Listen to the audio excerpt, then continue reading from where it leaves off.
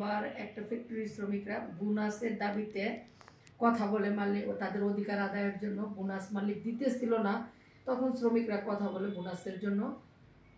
শ্রমিকের এই বোনাস চাওয়ার কারণে তখন মালিকরা তাদেরকে ঈদের ছুটিতে তাদের 49 জনের নাম তালিকা করে। তালিকা করার পরে 20 তারিখ শ্রমিকদেরকে ফ্যাক্টরি খুলে, তখন পুলিশ বিভিন্ন থানার থেকে পুলিশ প্রশাসন এনে সেই কারখানার গেটে রাখে এবং শ্রমিকদের 49 জনের ছবি এবং নাম, পদবি, কার্ড নাম্বার সহ ফ্যাক্টরি গেটে টাঙ্গায় দেওয়া হয়। শ্রমিকরা ফ্যাক্টরিতে একটা করে কার্ড বাছাই করে করে অন্যান্য শ্রমিকদের কাজে ঢোকায়। এই 49 জনকে বাহিরে রাখা হয়। তখন আমরা খবর পাই আমাদের সংগঠন থেকে আমি যাই, আমাদের সাধারণ সম্পাদক ইলিয়াস এবং তাহের, আমরা সেখানে যাই উপস্থিত হই। উপস্থিত হওয়ার পরে তখন দেখি পুলিশ প্রশাসন সবাই আছে, শ্রমিকরাও আছে। তাদের চাকরির জন্য তারা কাকুতি মিনতি করতেছে, ফ্যাক্টরির গেটে দারোয়ানের সাথে কথা বলতেছে, প্রশাসনের সাথে কথা বলতেছে, তাদের চাকরিটা লাগবেই, কিন্তু মালিক তাদেরকে নিবে না। প্রশাসন থেকে আমাদের বলা হলো যে শ্রমিকদের যেহেতু মালিক ঈদের আগে তারা যেহেতু দাবি দেওয়া নিয়ে কথা বলছে, তাদেরকে মালিক রাখবে না, তাদেরকে আপনারা যোগাযোগ করেন, যেভাবে হোক তাদের আইনগত ক্ষতিপূরণের ব্যবস্থা করেন।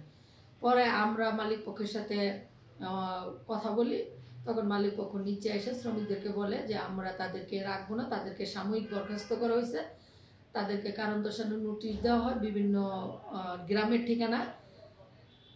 আমার একটা কথা, যে কোনো ফ্যাক্টরি বন্ধের সময় তাদেরকে যদি কারণ দর্শানো দেওয়া হয়, তাদের ফ্যাক্টরি 20 তারিখ পর্যন্ত বন্ধ, তাদেরকে কারণ দর্শানোতে উল্লেখ করা আছে 15 তারিখে ফ্যাক্টরিতে সশরীরে উপস্থিত হয়ে কারণ দর্শানোর জবাব দেওয়া লাগবে।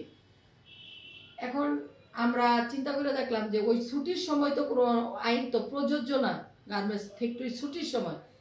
যাই হোক, এটা নিয়েও আমরা কথা বলি মালিক পক্ষের সাথে। 23 তারিখে ফ্যাক্টরির শ্রমিকদের নিয়ে বিজিএমইতে একটা চুক্তি হয় তাদের পাওনা দাওনা নিয়ে। সেখানে আমরা বারবারই বলি যে শ্রমিকদেরকে যেন কোনো জায়গায় ব্ল্যাকলিস্ট না করা হয়, যাতে তারা এখান থেকে যায় যেন অন্য জায়গায় চাকরি করতে পারে। এই শ্রমিকরা এখন যে কোনো জায়গায় এই 49 জন শ্রমিক চাকরি লেগে যাচ্ছে, সেখানে যায় কোথাও তারা চাকরি পাচ্ছে না। তাদের 49 জনের নাম, ছবি বিভিন্ন কারখানায় ইমেলের মাধ্যমে তারা অনলাইনে দিয়ে দেওয়া হয়েছে। এখন শ্রমিকরা বেকার। সেই শ্রমিকরা আজকে আমাদের অফিসে আসলো, তারা তাদের কথা বলে গেল।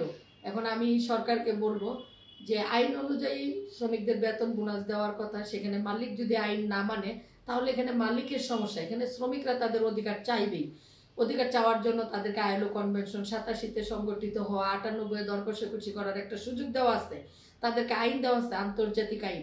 সেই আইনে তারা টাকা পয়সা চাইতেই পারে, কিন্তু তার জন্য তাদের চাকরি হারাইতে হবে, ব্ল্যাকলিস্ট করবে, অন্য কারখানায় কাজ পাবে না। এটা আসলে আমরা মানতে পারতেছি না। শ্রমিক সংগঠনের নেতৃবৃন্দ আমরা ইদানিং আমাদের বিভিন্ন সোশ্যাল মিডিয়াতে দেখতেছি যে ব্ল্যাকলিস্ট নামে, যে ফিঙ্গারিং নামে যে ব্ল্যাকলিস্ট করা হচ্ছে, যেসব শ্রমিকরা বিভিন্ন সময় দাবি দেওয়া নিয়ে আন্দোলন করছে তাদের চাকরি হচ্ছে না। আমরা এই ব্ল্যাকলিস্ট প্রত্যাহার করে মালিকরা এই ধরনের কাজ যেন না করে, তাদেরকে ফ্যাক্টরিতে নিবে না, এটা ভালো কথা, অন্য ফ্যাক্টরিতে কাজ করে খাওয়ার সুযোগ তৈরি করে দেয়। যদি তারা এটা না করে বিজিএমই বিকেএমই, তাহলে আমরা বলবো যে সরকারকে তাদের বিকল্প কর্মসংস্থানের ব্যবস্থা করা হোক। তারা গার্মেন্টস শ্রমিক, তারা কাজ করে খেতে চায়, তাদেরকে বিকল্প কর্মসংস্থানের ব্যবস্থা করা হোক।